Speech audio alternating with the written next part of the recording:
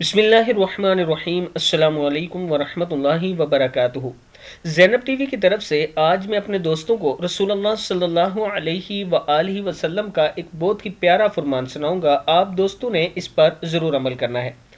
حضرت سعد نبی اکرم صلی اللہ علیہ وآلہ وسلم کی خدمت میں آئے اور عرض کی کہ آپ صلی اللہ علیہ وآلہ وسلم کے نزدیک کون سا صدقہ زیادہ پسندیدہ ہے؟ رسول اللہ صلی اللہ علیہ وآلہ وسلم نے ارشاد فرمایا، پانی کا صدقہ۔ ابو داؤد کی حدیث ہے۔ اس سے مراد یہ ہے کہ کہیں پر اگر پانی کی کمی ہے، کنواں بن رہا ہے، تو آپ لوگ وہاں ہیلپ کریں، بور کروا کے دیں، نہر بنوا کے دیں، پانی کا بندوبست کریں جس جگہ پانی نہیں ہے۔ یہ صدقہ بہت افضل ہے اور یہ رسول اللہ صلی اللہ علیہ وآلہ وسلم کو بہت زیادہ پسند ہے۔ میں اپنے دوستوں سے گزارش کروں گا کہ اگر اللہ تعالیٰ نے آپ کو مال دیا ہے تو اس پر ضرور عمل کریں۔ السلام علیکم ورحمۃ اللہ وبرکاتہ۔